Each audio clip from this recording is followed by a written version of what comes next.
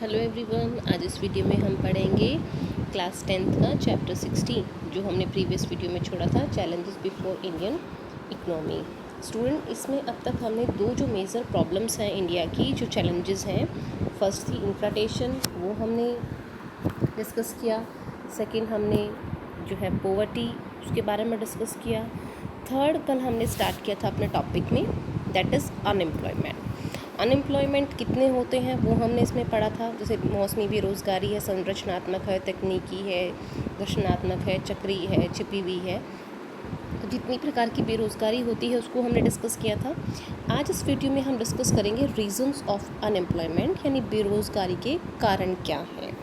तो सबसे पहले जो रीज़न इसमें आता है कि lack of employment, education and training, कि रोज़गार परक शिक्षा और प्रशिक्षण का अभाव जो है सबसे मेजर रीज़न हम कह सकते हैं अनएम्प्लॉयमेंट का। तो इसको हम डिस्कस करते हैं। The level of literacy and education in India has been steadily increase as well as new issues of educated unemployment have also become visible. There is lack of everyday education in Indian education. The practical visibility of education is very low here. Despite of getting education here, students fails to get employment. Similarly, there is lack of training center in India. Through training, person becomes human capital by which the employment opportunities increase for him. कि भारत में साक्षरता एवं शिक्षा का स्तर लगातार बढ़ रहा है और इसके साथ ही शिक्षित बेरोजगारी जो है कि नई समस्या भी दृष्टिगोचर हो रही है। भारतीय शिक्षा में रोजगार परकता का अभाव है।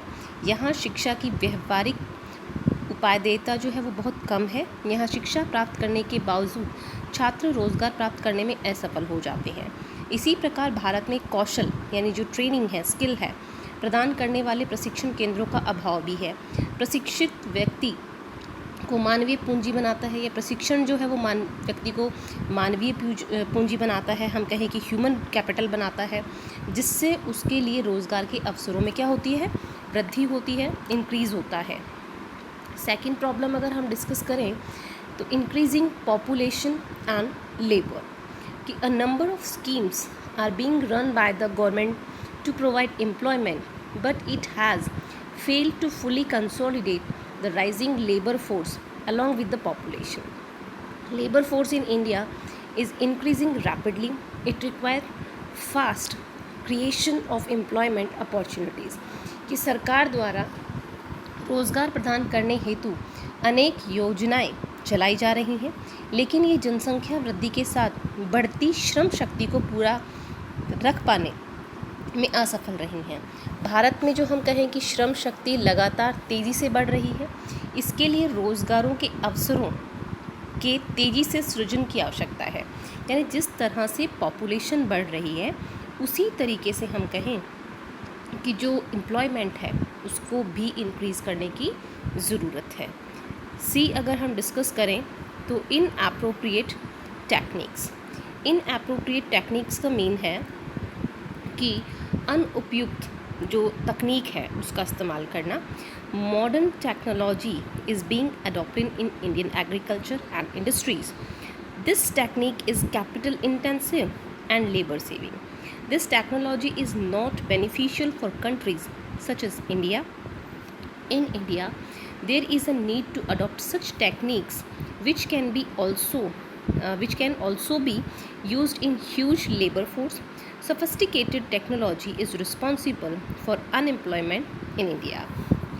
कि हम बात करें कि भारतीय कृषि तथा उद्योगों में आधुनिक तकनीक को तेज़ी से अपनाया जा रहा है। यह तकनीक पूंजी के हैं, यानी इसमें पैसा ज़्यादा इन्वेस्ट होता है, तथा श्रम बचत कार्य, यानी इसमें लेबर की कम ज़रूरत होती है। भारत जैसे देशों के लिए यह तकनीक उपयोगी नहीं है। भारत में ऐसी तकनीक अपनाए जाने की आवश्यकता है जो यहाँ की विशाल श्रम शक्ति का भी उपयोग में ले सके। अत्याधुनिक तकनीक भी भारत में बेरोज़गारी के लिए क्या है, उत्तरदायी है, या रिस्पॉन्सिबल हम उसको कह सकते हैं अनएम्प्लॉयमेंट के लिए। फिर हम बात करें एग्रीकल्चरल बैकवर्डनेस की, कृषि का जो है वो पिछड़ापन। Agricultural backwardness and slow growth is also the major cause of unemployment in India. Even today, almost हम बात करें almost the labor even today almost 50% of labor force receive employment in agriculture and related reasons. Slow growth of agricultural sector failed to create enough employment opportunity for this vast population.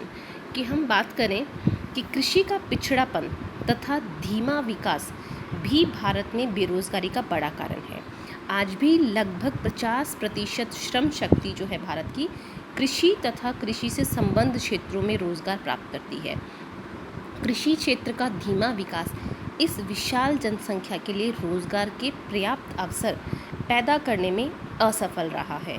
इसलिए हम कह सकते हैं कि backwardness of agriculture या agricultural backwardness जो है वो भी अनएम्प्लॉयमेंट के लिए बहुत बड़ा रीज़न हम मान सकते हैं। अब हम नेक्स्ट टॉपिक इसमें डिस्कस करें, jobless economic development. Normally employment increase with development. India has progressed rapidly in the past 35 years, but the service sector's contribution is relatively high in this development. The employment intensity of service sector is less than that of agriculture and industry. So despite the rapid economic growth, there is not enough increase in employment opportunity. कि रोज़गार विहीन आर्थिक विकास, यानी विकास तो हो रहा है, आर्थिक विकास तो हो रहा है, लेकिन उसमें रोज़गार नहीं है, रोज़गार की कमी है। तो सामान्यतः विकास के साथ रोज़गार में भी वृद्धि होती है। भारत ने पिछले 35 वर्षों में तेज़ गति से विकास किया है, लेकिन इस विकास में सेवा क्षेत्र का योगदान, सर्विस सेक्टर का जो योगदान है वो अपेक्षाकृत अधिक रहा है। सेवा क्षेत्र की रोज़गार गहनता कृषि एवं उद्योगों की तुलना में, यानी एग्रीकल्चर और इंडस्ट्री जो सेक्टर है की तुलना में कम होती है। अतः तेज आर्थिक विकास के बावजूद रोज़गार के अवसरों में पर्याप्त वृद्धि नहीं हुई है, यानी जो एक्चुअल में जो इंक्रीज एम्प्लॉयमेंट अपॉर्चुनिटीज़ में होना चाहिए था वो नहीं हुई है। नेक्स्ट टॉपिक इसमें हम देखते हैं, lack of political will and systematic planning, कि राजनीतिक इच्छा शक्ति एवं व्यवस्थित नियोजन का यहाँ पे अभाव रहा है। Along with the development India there was a need to be spend in other by systematic planning of excess labor due to structural changes. Although many programs were run by the government for redressal of unemployment, but there was lack of coordination. Due to the very high leakage in these programs, the benefits of it could not reach the targeted individuals. कि भारत में विकास के साथ साथ संरचनात्मक परिवर्तनों के फलस्वरूप अधिक श्रम को व्यवस्थित नियोजन के द्वारा अन्य क्षेत्रों में खपाए जाने की आवश्यकता है। यानी हमारे यहाँ जो एक्सेस लेबर है उसको सुटेबली यूज़ करने की ज़रूरत है। यद्यपि रोज़गार निवारण हेतु सरकार ने अनेक कार्यक्रम चलाए, लेकिन इनमें सामंजस्य का अभाव रहा, यानी हम ये कहें कि इनमें कोऑर्डिनेशन नहीं हो पाया। इन कार्यक्रमों के रिसाव बहुत ज़्यादा थे, अतः इनके समस्त लाभ जो लक्षित व्यक्ति थे उन तक नहीं पहुंच पाए, यानी जो टारगेटेड पर्सन्स थे, जो इंडिविजुअल्स थे, उनके पास में ये जो प्लानिंग्स थी, ये जो हम ये कहें कि जो योजनाएं बनी गई थी, उनका जो बेनिफिट्स थे वो उन लोगों तक एक्चुअल में नहीं पहुंच पाया, और जिसकी वजह से हम कहें कि यहाँ पे जो है अनएम्प्लॉयमेंट हमारे सामने है। अब इसमें स्टूडेंट्स आपका आता है रेमेडियल मेजर्स फॉर अनएम्प्लॉयमेंट, कि बेरोज़गारी निवारण के क्या उपाय हैं, कि क्या कर सकते हैं हम इससे बेरोज़गारी को हम कम कर सकें। Unemployment and poverty problems are associated with each so closely that the measures to be taken for their redress are not different, कि बेरोज़गारी एवं गरीबी की समस्याएं इतनी गहनता से जुड़ी हैं, मतलब दोनों एक दूसरे के साथ में कनेक्ट हैं, कि इसके निवारण हेतु अपनाए जाने वाले उपाय पृथक नहीं हैं, यानी अलग अलग नहीं हैं। दोनों के जो मेजर्स हैं सरकार द्वारा पिछले 40 वर्षों से अनेक मजदूरी रोजगार एवं स्वरोजगार कार्यक्रम चलाकर इनके सह अस्तित्व को समाप्त करने का प्रयत्न किया गया है. Government has tried to eliminate the coexistence of many villages by running the employment and self-employment program for the last 40 years. फिर हम बात करें by providing employment through MNREGA there has been enough reduction in poverty and unemployment in rural areas कि मनरेगा जैसी योजनाओं के माध्यम से रोज़गार प्रदान करके ग्रामीण क्षेत्रों में गरीबी एवं बेरोजगारी में पर्याप्त कमी लाई गई है. फिर हम बात करें कि several self employment programmes running in parallel have reduce the unemployment of educated and skilled people. समानांतर चल रहे अनेक स्वरोजगार कार्यक्रमों ने शिक्षित एवं कुशल लोगों की बेरोजगारी को कम किया है. फिर हम कहें कि इकोनॉमिस्ट जो अर्थशास्त्री हैं are of the opinion that unemployment rates can not be zero down. अर्थशास्त्रियों का मत है कि बेरोजगारी की दर को शून्य किया जाना संभव नहीं है. The existence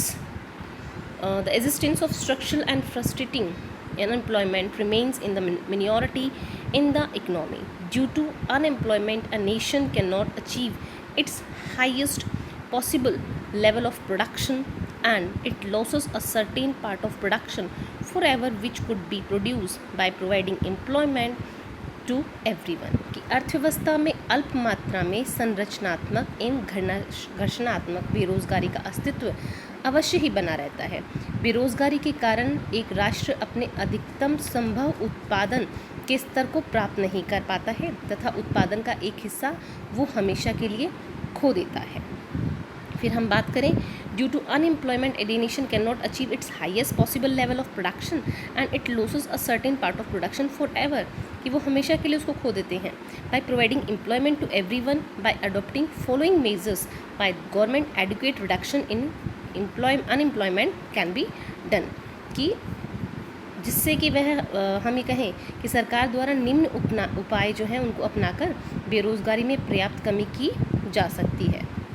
सो फर्स्ट इसमें हम कहें कि there should be maximum coordination between the wages and self-employment programs run by the government and the minimum leakage in them. कि सरकार द्वारा चलाए जा रहे मजदूरी एवं स्वरोजगार कार्यक्रमों में उचित समन्वय हो और इनमें न्यूनतम रिसाव हो. यानी जो बेनिफिट्स जिनको मिलने चाहिए उनको ही मिलने चाहिए, उसमें किसी भी तरह की लीकेज नहीं होनी चाहिए. सेकंड अगर हम डिस्कस करें तो education should be made employment oriented and encourage youth to self employment through training and skill development. कि शिक्षा को रोज़गार परक बनाया जाए तथा युवाओं को प्रशिक्षण एवं कौशल विकास के माध्यम से स्वरोजगार हेतु प्रोत्साहित किया जाए.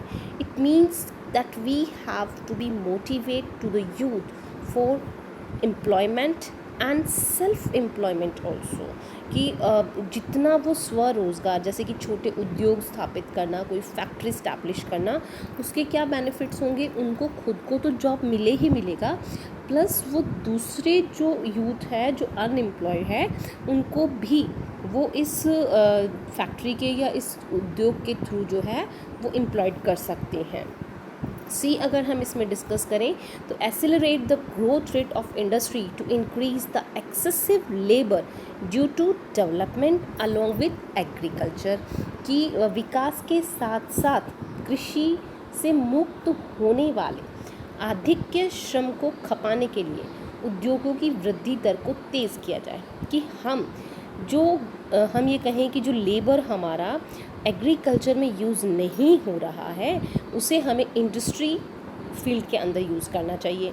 तो ये कब पॉसिबल होगा, जब इंडस्ट्रीज़ एरियाज़ के अंदर या इंडस्ट्री सेक्टर के हम अंदर जो है ज़्यादा से ज़्यादा रोज़गार को इंक्रीज़ करेंगे. The promising programme make in India and investment promotion measures adopted by the probable sector will provide a fast pace to the growth rate of industry due to rapid industrial development unemployment can be reduce significantly. तो इसमें हम कह सकते हैं कि संभवतः सरकार द्वारा अपनाया गया महत्वाकांक्षी कार्यक्रम मेक इन इंडिया कि भारत में ही बने तथा निवेश प्रोत्साहन उपाय उद्योगों में वृद्धि की दर को तेज गति प्रदान करेंगे। तीव्र औद्योगिक विकास के द्वारा बेरोजगारी में भारी कमी आ सकती है। यानी जब तक हम इन अपने जो हम ये कहेंगे जो प्रोडक्शन है, जब तक हम उसके लिए लोगों को अवेयर नहीं करेंगे कि जो हमारे यहाँ पे बना हुआ जो प्रोडक्ट है उसे आप खरीदिए, तब तक it not possible for us that we have to be use that slogan make in India. So it is very needful for us that we have to be motivate all the peoples of our country that they should all the things that has to be made in India. Next अगर हम इसमें बात करें तो आपका deep point है कि need for skilled planning कि कुशल नियोजन की आवश्यकता है। In India millions of new youth join labour force कि भारत में प्रतिवर्ष लाखों नए युवा श्रम शक्ति में सम्मिलित होते हैं। This is also an opportunity as well as a challenge in India कि यह भारत के लिए एक अवसर भी है और चुनौती भी है। By making proper policy these youths have the need to create employment की उचित नीति बनाकर इन युवाओं के लिए रोज़गार सृजन की आवश्यकता है। The employment related policy should be prepared in such a very addition to the present unemployment new entrant in the labor force to be kept in mind कि हम ये कहें कि रोज़गार संबंधी नीति इस प्रकार बनाई जानी चाहिए कि इसमें वर्तमान बेरोज़गारों के साथ साथ श्रम शक्ति में नव प्रवेश करने वालों को भी ध्यान में रखा जाए। यानी जो न्यू पीपल्स जो बेरोज़गारी के अंदर इन्वॉल्व हो रहे हैं, जैसे कि ग्रेजुएट करने के बाद में एक पीपल जो है वो अनएम्प्लॉयमेंट के अंदर आ जाता है, तो उनके लिए भी हमें नए अवसरों को ध्यान में रखना है कि किस तरह से हमारे यहाँ पे जो लेबर फोर्स है उसे हमें ज़्यादा से ज़्यादा यूज़ करना है। और ये अपॉर्चुनिटी के साथ साथ में हम कहें कि एक बहुत बड़ा चैलेंज है इंडिया के सामने। तो स्टूडेंट्स, हमने इंडिया के सामने जो इंडियन इकोनॉमी है उसके सामने जो 3 मेजर प्रॉब्लम्स हैं वो हमने इस चैप्टर में डिस्कस की कि इन्फ्लेशन क्या है, क्यों होता है, उसको रिजॉल्व करने के लिए कौन कौन सी प्लानिंग्स हमें करनी चाहिए, पॉवर्टी क्या है, कितने उसके टाइप्स हैं, किस तरह से उसे हम एलिमिनेट कर सकते हैं। फिर हमने थर्ड इसमें डिस्कस किया कि what is unemployment, how many types we have unemployment, कितने तरह का अनएम्प्लॉयमेंट बेरोज़गारी यहाँ पे होती है और किस किस तरीके से हम बेरोज़गारी को एलिमिनेट कर सकते हैं।